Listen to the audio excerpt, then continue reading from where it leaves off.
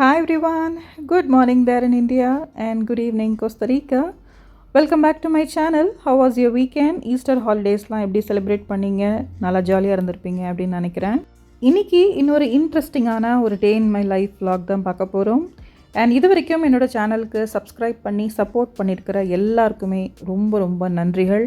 Please keep supporting me and sharing with your friends and family members. So இன்றைக்கி இந்த விலாகில் to begin with சூப்பரான ஒரு ஹண்டி பிரியாணி எப்படி செய்கிறதுன்னு பார்க்கலாமா? ஸோ இங்கே ஒரு மிக்ஸி ஜாரில் ஒரு டேபிள் ஸ்பூன் பூண்டு பேஸ்ட், ஒரு டேபிள் ஸ்பூன் இஞ்சி பேஸ்ட் எடுத்திருக்கேன். என்கிட்ட ஆல்ரெடி பேஸ்ட் இருக்கிறதுனால நான் அதை எடுத்திருக்கேன். இல்லைனா நீங்கள் இஞ்சியும் பூண்டும் ஈக்குவல் அமௌண்ட்டில் கட் பண்ணி போட்டுக்கோங்க. கொஞ்சம் ஒரு கை புதினா, ஒரு 1.5 பச்சை மிளகா எடுத்திருக்கேன். ஏன்னா அது கொஞ்சம் காரமாக இருக்குது, அதனால் அப்படி எடுத்திருக்கேன்.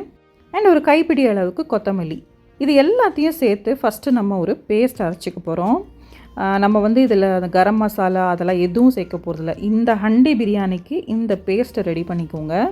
இது ரொம்ப ரொம்ப டேஸ்ட்டாக இருக்கும். நம்ம குக்கரில் விசில் விட்டோ அந்த மாதிரி பண்ணாமல் ஹண்டிலேயே ப்ரிப்பேர் பண்ணி தம் போட்டு செய்ய போகிறோம். நான் இங்கே ஒரு 3 எக்கு பாயில் பண்ணி வச்சுருக்கேங்க. அதை லைட்டாக இந்த மாதிரி ஸ்கோர் பண்ணிக்கிறேன். லைட்டாக கீறிண்டா போகிறோம். ஸோ எக்கு கூட சாப்பிட மாட்டேன் அப்படிங்கிறவங்க இதே மெத்தடை நீங்கள் பன்னீர் யூஸ் பண்ணி பண்ணலாம். சூப்பராக இருக்கும். பன்னீரை க்யூபாக கட் பண்ணிவிட்டு இப்போ நான் பண்ணுற இதே மெத்தடில் அப்படியே ஃபாலோ பண்ணி ட்ரை பண்ணுங்கள். ஸோ இங்கே ஒரு 2 டேபிள் ஸ்பூன் ஆயில் எடுத்திருக்கேன். இது ஹண்டி, நல்ல ஹெவி பாட்டமாக இருக்கிற ஹண்டி ஆர் பேஸ் எடுத்தோம் அப்படின்னா நமக்கு இந்த தம் பிரியாணி ரொம்ப நல்லா வரும். ஸோ ஃபர்ஸ்ட் இந்த எக்கை நான் ஃப்ரை பண்ணி எடுத்துக்கிறேன். லைட்டாக தான் ஃப்ரை பண்ணணும். ரொம்ப நம்ம போட்டு அது கலர் மாறுற அளவுக்கு பண்ணோன்னா ரொம்ப ஹார்ட் பாயில் மாதிரி ஆகிடும். ஏன்னா திருப்பி இது நம்ம ரைஸ் கூட போட்டு தம் வைக்க போகிறதுனால. ஸோ இதுக்கு தேவையான அளவுக்கு காரப்பொடியும் கொஞ்சோண்டு உப்பு மாத்திரம் போட்டு இதை நான் லைட்டாக அப்படியே ரோஸ்ட் பண்ணி எடுத்துக்கிறேன். நான் சொன்ன மாதிரி நீங்கள் எக்கு கூட சாப்பிட மாட்டிங்கன்னா பன்னீரை க்யூபாக கட் பண்ணி ஸ்டெப் 1 இதே மாதிரி ரோஸ்ட் பண்ணி கொஞ்சமாக பெப்பர் அண்ட் சால்ட் இல்லைனா சில்லி பவுடர் போட்டு ஒரு 2 மினிட்ஸ் லைட்டாக அது ப்ரௌன் ஷேடு வர வரைக்கும் இந்த மாதிரி சாட்டே பண்ணி எடுத்துக்கோங்க. ஸோ பன்னீரும் அதே மாதிரி தான். ரொம்ப நேரம் நீங்கள் போட்டு வறுத்துட்டே இருந்தீங்கன்னா அதுவும் ஹார்ட் ஆகிடும். ஸோ ஒரு 2 to 3 மினிட்ஸ் தான். லைட்டாக அந்த கோட்டிங் கிடச்சிட்டு அது ரோஸ்ட் ஆனதுக்கப்புறமா நம்ம எடுத்துடலாம். ஸோ இந்த எண்ணெயே இருக்கட்டும். இது கூடயே தேவையான அளவுக்கு எண்ணெய் அண்ட் நெய் ரெண்டுமே கலந்து கொஞ்சம் நான் ஆட் பண்ணியிருக்கேன். இங்கே 2 பெரிய வெங்காயம் எடுத்து இந்த மாதிரி நான் கட் பண்ணியிருக்கேன். அதை நல்லா நம்ம சாட்டே பண்ணிக்கணும். ஸோ இதை நம்ம விசில்லாம் விட போகிறது இல்லை அப்படிங்கிறதுனால, தம் பிரியாணிங்கிறதுனால நீங்கள் ஒரு ஸ்டெப்பும் நம்ம கரெக்டாக பண்ணோம் அப்படின்னா ரைஸ் பர்ஃபெக்டாக குக் ஆகி வரும். நம்ம குக்கர் அப்படிங்கும்போது கான்ஃபிடெண்ட்டாக இருப்போம் இல்லையா? சரி நம்ம எப்படியும் விசில் தான் வைக்க போகிறோம், எல்லாம் வெந்துடும் அப்படின்னு. நம்ம தம் பிரியாணி பண்ணும்போது அந்த மாதிரி இருக்க முடியாது. எல்லா ஸ்டெப்புமே கொஞ்சம் நம்ம கரெக்டாக ஃபாலோ பண்ணணும். ஸோ இங்கே வெங்காயத்தை நல்லா சாட்டே பண்ணிவிட்டு நம்ம அரைச்சி வச்சுருந்தோம் இல்லையா, அந்த இஞ்சி பூண்டு புதினா கொத்தமல்லி பச்சை மிளகா, ஸோ அதையும் இந்த ஸ்டேஜ்லேயே நம்ம சேர்த்து வெங்காயத்தோடு நல்லா வதக்கிக்க போகிறோம். ஏன்னா அது எல்லாமே நம்ம ராவாக அரைச்சிருக்கோம்.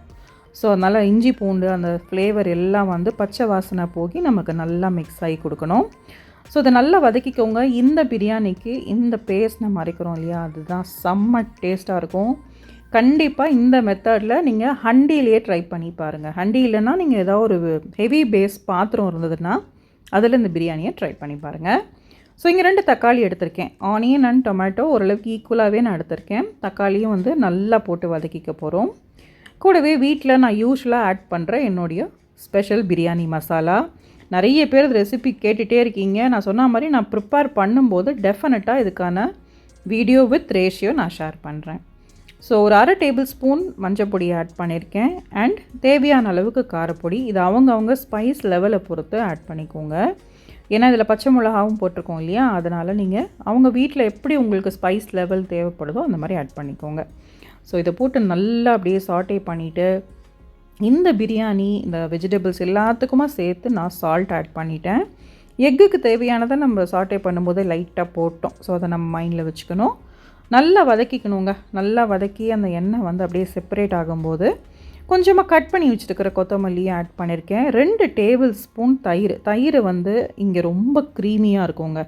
அதனால் நான் நல்லா பீட் பண்ணி ஆட் பண்ணியிருக்கேன். இல்லைனா திரிஞ்சு போன மாதிரி ஆகிடும். ஏன்னா அந்த அவ்வளோ க்ரீம் மாதிரி இருக்கும் இங்கே இருக்கிற தயிர்லாம் கெட்டியாக. ஸோ நீங்கள் அந்த கன்சிஸ்டன்சிக்கு தகுந்த மாதிரி எவ்வளோ தேவையோ ஆட் பண்ணிக்கோங்க. ஸோ இதெல்லாம் நல்லா வதங்கி அப்படியே எண்ணெய் செப்பரேட் ஆகி வரும்போது ஒரு 300 கிராம்ஸ் கிட்டக்க நான் பாஸ்மதி ரைஸை ஒரு 25 மினிட்ஸ் ஊற வச்சுருந்தேன். ஊற வச்ச அந்த தண்ணியோடையே சேர்த்துக்கிறேன். ஒரு 2 தடவை லைட்டாக களைஞ்சிட்டு தண்ணி ஊற்றி ஊற வச்சுருந்தேன். ஸோ அந்த தண்ணியோடவே வந்து இந்த ரைஸை நான் சேர்த்துக்கிறேன். ஸோ இங்கே வந்து இன்னொரு டிப் என்ன அப்படின்னா, நீங்கள் வந்து உப்பு, காரம் இதெல்லாம் செக் பண்ணிக்கோங்க. ஏன்னா இப்போ குக்கர்னால் நீங்கள் க்ளோஸ் பண்ணிட்டீங்கன்னா நமக்கு வந்து ரொம்ப பர்ஃபெக்டாக கண்டுபிடிக்க முடியாது. ப்ளஸ் தண்ணியோட அளவு வந்து நீங்கள் செக் பண்ணிக்கலாம். இப்போ ஒரு அரை லெமன் புழிஞ்சிக்கிறேன் ரைஸ் நல்லா உதிராக வரத்துக்காக. அண்டு தண்ணி வந்து நான் அட்ஜஸ்ட் பண்ணிக்கிறேன். ஏன்னா நீங்கள் வந்து தம் போட போகிறதுனால அடி பிடிக்கிறதுக்கு நிறைய சான்சஸும் இருக்கும். ஸோ அதனால் தேவையான அளவுக்கு தண்ணி வந்து ஆட் பண்ணிவிட்டு, இப்போ உப்பு செக் பண்ணால் எனக்கு கொஞ்சம் கம்மியாக இருக்கிற மாதிரி இருந்தது. அதனால் இன்னும் கொஞ்சம் நான் சால்ட்டும் ஆட் பண்ணியிருக்கேன். ஸோ இந்த மாதிரி தண்ணி, அரிசி இதெல்லாம் ஓரளவுக்கு லெவல் ஆகி வருது இல்லையா, இந்த ஸ்டேஜில் நம்ம வந்து எக் ரோஸ்ட் பண்ணி வச்சதையும் இதுக்கு மேலே ஆட் பண்ணிக்க போகிறோம். ஸோ ரொம்ப தண்ணி வந்து வத்திரவும் கூடாது. ஓரளவுக்கு வாட்டர் உங்களுக்கு வந்து இருக்கணும் அந்த ரைஸ் கூட. ஸோ இந்த ஸ்டேஜில் நான் வந்து என்னுடைய மெயின் அடுப்பு இருக்கு இல்லையா, அந்த கிச்சன் கவுண்டரில் நான் அந்த மாதிரி ஒரு அடியில் ஒரு இரும்பு கல் வச்சுட்டு, மேலே இதை பிரியாணி ஹண்டியும் வச்சுட்டு, அதுக்கு மேலே தட்டு போட்டு இந்த மாதிரி 15 மினிட்ஸ் தம்மில் விட்டு எடுத்தாச்சுங்க. ஸோ நிஜமாகவே செம்ம டேஸ்ட்டாக உதிரான ஒரு handi egg biryani side with raita and mint chutney இங்கே ரெடி ஆகிடுச்சு.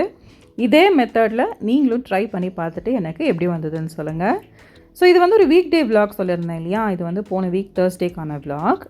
இங்கே வந்து தக்காளி செடி இது வந்து ஒரு தானாக நடந்த ஒரு விஷயங்க. ஜஸ்ட் அப்படியே தக்காளி போட்டேன், அது வளர்ந்துடுச்சு, அவ்வளோதான். எங்கள் அப்பா சொன்னாங்க, தக்காளி சாப்பிடும்போது நீ ஏதாவது போட்டுப்பார், நல்ல சாயிலாக இருந்ததுன்னா அது நல்லா வந்து பிடிச்சிட்டு வளரும்னு. ஸோ ஃபஸ்ட்டு தக்காளி வந்து என்னோடய செடியில் ரெட் கலராக மாறி அதை நான் வந்து எடுத்தேன். ஸோ அது ரொம்ப அப்படியே படர்ந்து போய் ரொம்ப கொடி மாதிரி ஃபுல்லாக ஸ்ப்ரெட் ஆச்சா, மற்ற செடிகள்லாம் அங்கே வைக்கவும் முடியல. அதனால் ஒரு கயிறு மாதிரி லைட்டாக வாங்கி, ரோப் மாதிரி வாங்கி, கொஞ்சம் இங்கே ஃப்ரெண்ட்ஸ் கிட்ட, நெய்பர்ஸ் கிட்டலாம் ஹெல்ப் வாங்கி இந்த மாதிரி பில்லரோட கட்டி வச்சுருக்கேன். அதுக்கப்புறம் இங்கே ஏப்பா அப்படிங்கிற ஒரு ஸ்டோர் இருக்குது, அதோட நான் வ்ளாக் எடுத்து போடுறேன். ரொம்ப நல்லாயிருக்கும் அந்த கடை. அங்கே வந்து இந்த பிளான்ட்டுக்கான தேவைகள் எல்லாமே இருக்கும். இந்த மாதிரி வாட்டரை விடுறது, இந்த மண், அப்புறம் ஃபர்டிலைசர், இந்த மாதிரி எல்லாமே கிடைக்கும். ஸோ இங்கே இருக்கிற அந்த அடுக்கு செம்பருத்தி, அதுக்கப்புறம் லெமன் வந்து ரொம்ப வளர ஆரம்பிச்சிடுச்சு. அதனால் அதுக்கான அந்த பேஸையும் நான் மாற்றிட்டேன். அதுக்கப்புறம் புதினாலாம் கொஞ்சம் ட்ரிம் பண்ணி எடுத்துகிட்டு எல்லாத்துக்குமே கொஞ்சம் புதுசாக மண் போட்டுட்டு, அரிசி களைஞ்ச தண்ணி நான் எப்பயுமே எடுத்து வச்சுருப்பேன். அரிசி பருப்பு ஊற வச்ச தண்ணிகள் தான் அதெல்லாம் எடுத்து வச்சுருப்பேன். அதை வந்து நான் இதுக்கு வந்து எல்லாத்துக்குமே ஈவினிங் வந்து ஆட் பண்ணேன். இதுக்கப்புறம் நான் வெளியில் கிளம்பணும். ஸோ கொஞ்சம் அந்த கார்டனிங் ஒர்க்லாம் முடிச்சுட்டு அதுக்கப்புறமா வெளியில் போகலாம் அப்படின்னு சொல்லிட்டு லன்ச் முடிச்சுட்டு இதுக்கிட்ட கொஞ்சம் நேரம் உட்காந்தாச்சு. ஸோ நான் மெயினாக 2 விஷயம் பண்ணதுன்னா, தக்காளியை வந்து இந்த மாதிரி கொஞ்சம் ஹை ரைஸ் பண்ணி பில்லரோடு கட்டியிருக்கேன். அண்ட் செகண்ட் வந்து பார்த்திங்க அப்படின்னா, அந்த துளசி வந்து இந்த வெயிலுக்கு ரொம்ப இதுவாகுது, அதையும் கொஞ்சம் க்யூரிங் பண்ணி கொஞ்சம் ட்ரிம் பண்ணி மண்ணெல்லாம் மாற்றி அதுக்கும் வந்து அரிசி களைஞ்ச தண்ணி ஊற்றுனேன். ப்ளஸ் லெமனோடைய அந்த பேஸ் வந்து ரூட் நல்லா வளர ஆரம்பிச்சிடுச்சு லெமன், அதனால் அதோடைய பேஸையும் நான் மாற்றிருக்கேன். ஸோ இன்னும் டீட்டெயில்டான விலாகு இதெல்லாம் நான் அப்பப்போ வந்து கார்டனிங் பற்றி நான் எப்படி எனக்கு தெரிஞ்ச அளவுக்கு மெயின்டைன் பண்ணுறேனோ நான் காமிக்கிறவங்க எல்லாருக்கும். ஏன்னா நிறைய பேர் அது வந்து ரொம்ப பிடிச்சிருக்கு, கார்டனிங் வந்து நல்லா இருக்குது பார்க்குறதுக்கு அப்படின்னு சொல்கிறீங்க. Thank you so much. எனக்குமே பர்சனலாக ரொம்ப பிடிக்கும். இங்கே பாருங்கள் எவ்வளோ தக்காளி, அது அப்படியே தரையில் அப்படியே படர்ந்து அந்த எவ்வளோ தக்காளி இருக்குன்னே தெரியாத அளவுக்கு வளர ஆரம்பிச்சிடுச்சு. ஸோ அதனால தான் கொஞ்சம் இந்த மாதிரி ஹை ரைஸ் மாதிரி பண்ணிவிட்டு கொஞ்சம் லைட்டாக ரொம்ப லைட்டாக வந்து அப்படியே அந்த பில்லரோட கட்டி வச்சுருக்கேன். ஸோ வளரும்போது வந்து கொஞ்சம் நமக்கு எடுக்கிறதும் ஈஸி, அதே சமயம் மெயின்டைன் பண்ணுறதும் கொஞ்சம் ஈஸி அப்படின்ட்டு இந்த மாதிரி நான் எடுத்து வச்சுருக்கேன். ஸோ நான் எக்ஸ்பெக்டே பண்ணல, இந்த மாதிரி எடுத்து வச்சோன்னே பார்த்தா அத்தனை தக்காளி வந்து காய்க்க தொடங்கியிருந்தது. ரொம்ப ஹாப்பியாக இருந்தது. அண்ட் இதான் ஃபஸ்ட்டு தக்காளிங்க. எனக்கு எவ்வளோ ஹாப்பியாக இருக்குதுன்னா அவ்வளோ ஹாப்பியாக இருக்குது அதை பார்க்குறதுக்கு.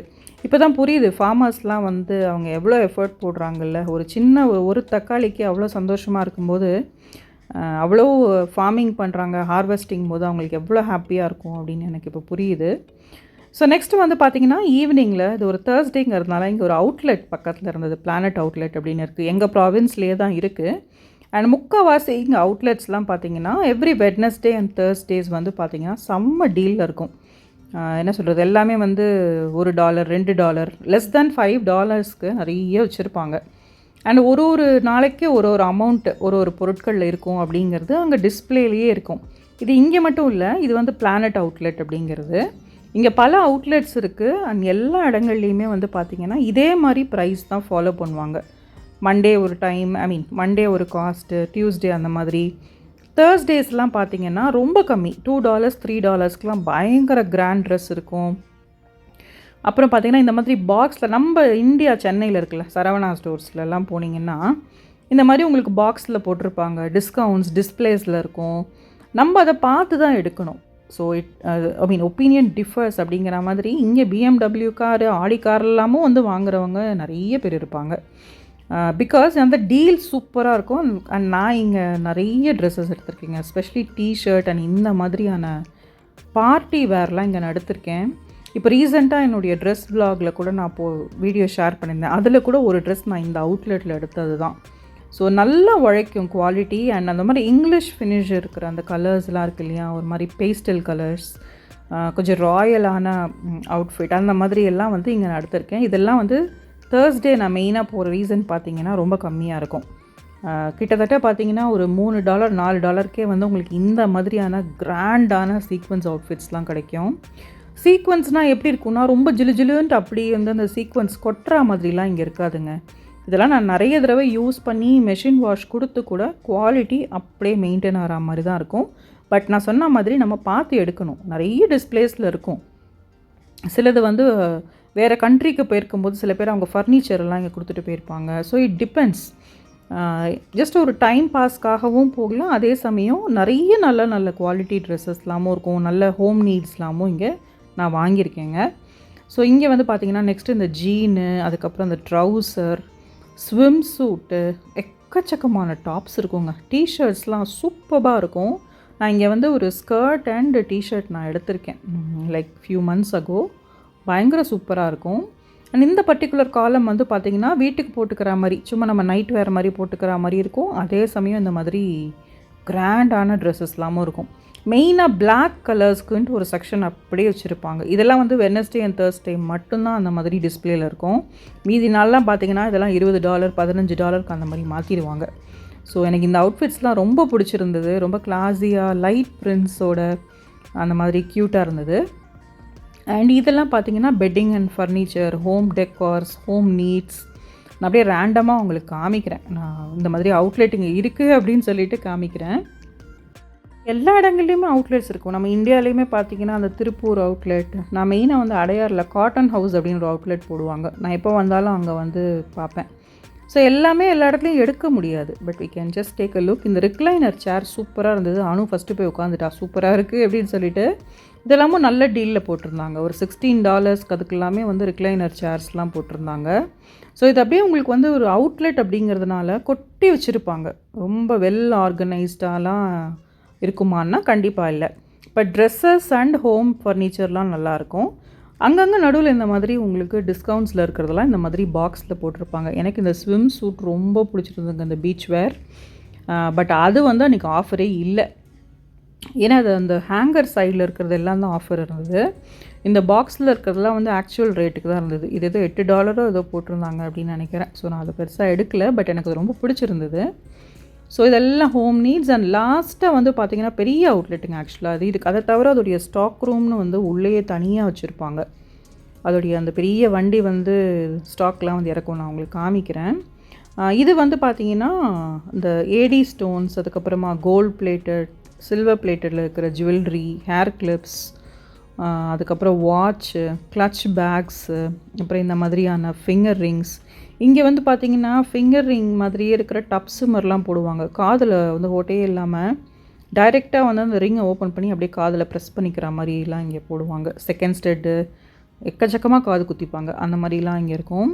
இது வந்து ஒரு மேக்கப் ஆர்கனைசர் மாதிரி இருந்தது. ரொம்ப நல்லா இருந்ததுங்க. இதுவும் ஒரு ஐ திங்க் ஒரு $20 கிட்ட போட்டிருந்தாங்கன்னு நினைக்கிறேன். But quality was very good. ரொம்ப நல்லா இருந்துச்சு. அப்புறம் இங்கே வந்து இந்த ceramic cups, glass cups, bowls, tequila cup, அப்புறம் நம்ம ஊர் ஜாடின்னு சொல்லுவோம்ல, பிக்கிள்லாம் ஸ்டோர் பண்ணி வச்சுக்கிறதுக்கு. அப்புறம் பர்ஃப்யூம், இது லைக் ட்ராவல் பண்ணுறோம் அப்படின்னா பர்ஃப்யூம் இது எடுத்து போகணும். இங்கே வந்து ஒரு மேக்னிஃபையிங் மிரர் மாதிரி ஒன்று இருந்ததா. இப்படி தாங்க நான் வீடியோ எடுப்பேன். நீங்கள் மிரரில் பார்க்கும்போது தெரிஞ்சிருக்கோம். எனக்கு அந்த மிரர் ரொம்ப பிடிச்சிருந்தது. அது ஒரு வால் ஹேங்கிங் மிரர் மாதிரி இருந்தது. அவ்வளோதாங்க. இது வந்து பில்லிங் செக்ஷன். நாங்கள் கிளம்புற டைமில் கரெக்டாக வந்து கொஞ்சம் ஸ்டாக்லாம் வந்து இறக்கிட்டு இருந்தாங்க. இங்கே டக்குன்னு வாங்கி சாப்பிட்றதுக்கு கொஞ்சம் சிப்ஸு, ஜூஸு அந்த மாதிரிலாமும் இருக்கும். ஸோ தேவையானதை வாங்கிட்டு அதுக்கப்புறமா நாங்கள் பில்லிங் செக்ஷன் போயிட்டோம். இங்கே வந்து வீல் சேருக்கான தனி ramp and separate parking for wheel சேரும் அவைலபிளாக இருக்குது. அண்ட் எனக்கு வந்து ஒருத்தவங்க ஹெல்ப் பண்ணிட்டாங்க. எல்லா இடங்கள்லையுமே ஹெல்ப் பண்ணுறதுக்குன்னு கண்டிப்பாக யாராவது இருப்பாங்க. சப்போஸ் நம்மளால் போக முடியலன்னா சொல்கிறேன். So this is how it works. இங்கே தான் எங்கள் கார் பார்க்கிங் இருக்குது. டிஃப்ரெண்ட் லேபிள் பார்க்கிங்கில் நாங்கள் ட்ராப் பண்ணியிருந்தோம். ஸோ எஸ் ஃப்ரெண்ட்ஸ், என்னுடைய vlog நான் இதோட கம்ப்ளீட் பண்ணிக்கிறேன். See you all soon in my yet another vlog. Thank you for watching. Take care and bye-bye.